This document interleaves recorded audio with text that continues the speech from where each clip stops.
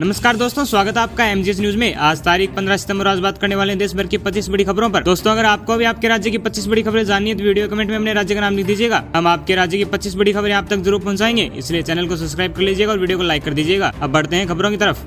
छत्तीसगढ़ के महासमुंद में वंदे मातरम ट्रेन पर पथराव की खबर सामने आई है। यहाँ बागबराहा रेलवे स्टेशन पर वंदे मातरम ट्रेन पर पथराव किया गया, जिसमें ट्रेन के 3 कोच के शीशे तोड़ डाले।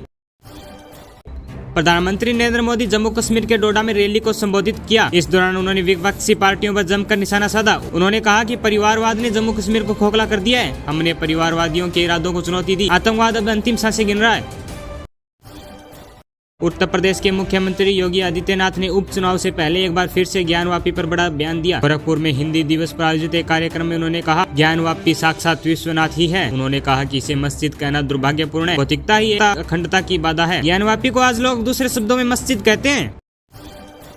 दिल्ली के मुख्यमंत्री अरविंद केजरीवाल कन्नौज पैलेस के हनुमान मंदिर पहुंचे हैं। उनके साथ पत्नी सुनीता केजरीवाल और पार्टी के नेता मनीष सिसोदिया, संजय सिंह समेत तमाम लोग मौजूद हैं। केजरीवाल ने इस दौरान पत्नी के साथ हनुमान जी की पूजा अर्चना की।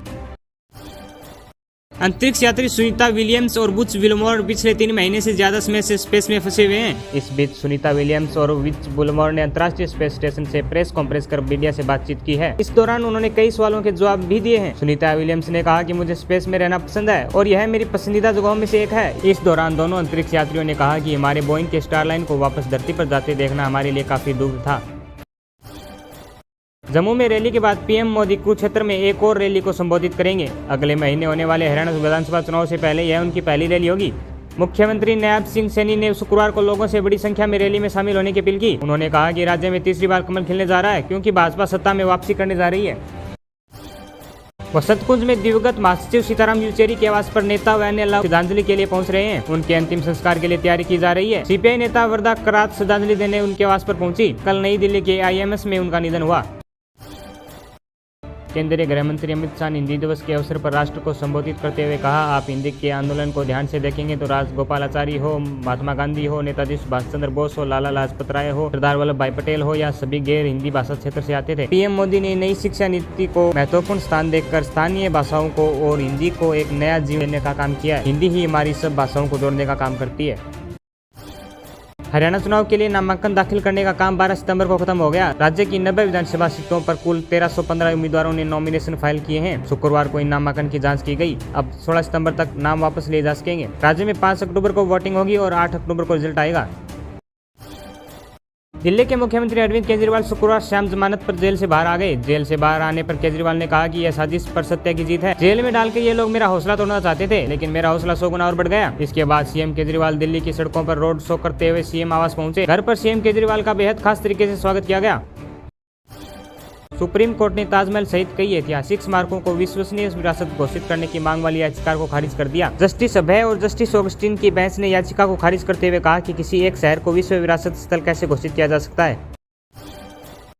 उत्तराखंड के अधिकांश क्षेत्रों में बारिश का दौर जारी है, जिसके चलते मौसम विभाग ने बारिश का रेड अलर्ट जारी किया है। वहीं शुक्रवार को राज्य के सभी स्कूल बंद रहे। सीएम पुष्कर सिंह धामी ने राज्य आपातकालीन परिचालन केंद्र पहुंचकर प्रदेश के विभिन्न क्षेत्रों में हो रही बारिश की जानकारी ली तथा अधिकारियों को सतर्कता बरतने के निर्देश दिए हैं। हिमाचल प्रदेश के मंडी में एक अवैध मस्जिद को सील करने का फैसला लिया गया। इलाके के डिप्टी कमिश्नर ने सील करने का आदेश सुनाया है। असल में इस मस्जिद को लेकर काफी विवाद था। कई हिंदू संगठन सड़क पर उतर विरोध प्रदर्शन कर रहे थे। उधाई ने निःशुल्क अपडेट की समय सीमा 15 सितंबर 2024 से बढ़ाकर 14 दिसंबर 2024 कर दी है। इससे पहले लास्ट डेट 14 सितंबर 2024 की थी। श्रम कार्ड जिन श्रमिकों के बने हैं और उनके श्रम कार्ड से जिनके बैंक खाता लिंक है, उन्हें ₹1000 का लाभ मिल रहा है। यह पैसा डेबिट से लिंक बैंक अकाउंट में ट्रांसफर किया जा रहा है। श्रम कार्ड में आने वाला पेमेंट घर बैठे अपने मोबाइल से चेक कर सकते हैं। सभी श्रमिकों को ₹1000 श्रमिक भरण पोषण भत्ता योजना के अंतर्गत दिया गया। राजस्थान के लोगों के लिए सितंबर का महीना राहत और आराम से भरा हो सकता है। इस महीने 1-2 दिन नहीं बल्कि 5 दिन की लगातार छुट्टियां मिलेगी, जिन्हें लोग लॉन्ग वीकेंड के रूप में जाया कर सकेंगे। खास बात यह है कि इन छुट्टियों का फायदा छात्र, कामकाजी लोग और सरकारी कर्मचारियों समेत कई लोगों को होगा। यह छुट्टियां 13 सितंबर से होकर 17 सितंबर तक चलेंगी। बैंक इस हफ्ते और अगले हफ्ते लगातार 6 दिनों के लिए बंद रहने वाले हैं। बैंकों की 6 दिनों की छुट्टी में लोकल छुट्टी, त्योहार और वीकेंड की छुट्टी शामिल है। बैंक 13 से 18 सितंबर तक कई राज्यों में बंद रहेंगे। सभी छुट्टियां पूरे देश। छुट्टी के लिए आपको अपनी लोकल ब्रांच बैंक या मोबाइल ऐप पर चेक करना होगा कि बैंक आपके शहर राज्य में खुले हैं या उच्च शिक्षा विभाग के माध्यम से विद्यार्थियों को प्रोत्साहन योजना के जरिए छात्रों को फ्री लैपटॉप वितरण के लिए आवेदन आमंत्रित किए गए हैं, जिसमें शिक्षा विभाग के माध्यम से विद्यार्थियों को प्रोत्साहित प्रोग्राम के जरिए लैपटॉप डीपीटी योजना के जरिए आवेदन पत्र ऑनलाइन आमंत्रित किए जाएंगे। लैपटॉप डीपीटी के जरिए आवेदन जमा कर सकते हैं। केंद्र सरकार के द्वारा देश के बेरोजगार युवाओं के लिए कई प्रकार की सरकारी योजनाएं चलाई जा रही हैं। इन योजनाओं से बेरोजगार युवाओं को बहुत फायदा भी हो रहा है, लेकिन सरकार ने एक ऐसी ही शानदार योजना को शुरू किया है जिसे एक परिवार एक नौकरी योजना के नाम से जाना जाता है। इस एक परिवार एक नौकरी योजना के तहत हर एक परिवार में एक सदस्य को नौकरी दी जाती है।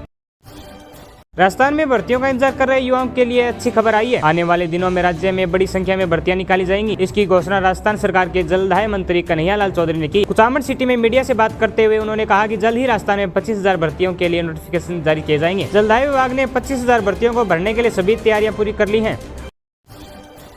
आज शनिवार को सोने के भाव में गिरावट आई है। 14 सितंबर 2024 को सोने का रेट 200 रुपए तक सस्ता हुआ है। ज्वेलर्स के मुताबिक दाम कम होने के कारण गोल्ड के गहनों की डिमांड में तेजी आई है। आगे सोने के भाव बढ़ने के डर से ग्राहक त्योहार और शादी के लिए अभी से सोना खरीद रहे हैं। सिल्वर आज सस्ता हुआ है। सिल्वर का रेट आज 86,400 रुपए है। वर्तमान में केंद्र सरकार कर्मचारी भविष्य निधि में न्यूनतम वेतन की सीमा 15,000 रुपए है, जिसे बढ़ाकर 25,000 रुपए तय करने का प्रस्ताव है। यह प्रस्ताव श्रम और रोजगार मंत्रालय द्वारा तय किया गया है। राजस्थान बीएड छात्रवृत्ति योजना में आवेदन प्रक्रिया शुरू करने के लिए 11 सितंबर 2024 को अधिकारी अधिसूचना जारी कर दी गई है। राजस्थान बीएड संबल स्कॉलरशिप योजना में आवेदन प्रक्रिया 20 सितंबर 2024 से शुरू की गई है। योग्य और इच्छुक महिलाओं से आवेदन पत्र ऑनलाइन आमंत्रित किए गए हैं। छात्राएं अधिकारी पोर्टल पर जाकर राजस्थान मुख्यमंत्री बीएड संबल छात्रवृत्ति योजना के लिए अप्लाई कर सकती हैं। आज के समय में लोन मिलना बहुत आसान हो गया है। कई सारे ऑनलाइन पेमेंट एप्लीकेशन हैं जो अपने यूजर्स को आसान शर्तों पर कुछ समय में इंटरेस्ट लोन मुहैया कराते हैं। इन्हीं में से एक फोन पे भी है, जो आपको घर बैठे लोन की सुविधा प्रदान कराता है। इस ऐप की मदद से आप 10,000 से लेकर 2 लाख रुपए तक का लोन प्राप्त कर सकते हैं, वो भी कम ब्याज दर पर। दोस्तों, आपको यह खबर कैसी लगी मैं कमेंट सेक्शन में कमेंट करके जरूर बताइएगा। और अगर आपको वीडियो थोड़ी सी अच्छी लगी तो वीडियो को लाइक करके चैनल को सब्सक्राइब कर लीजिएगा। मिलते हैं अगले वीडियो में। धन्यवाद।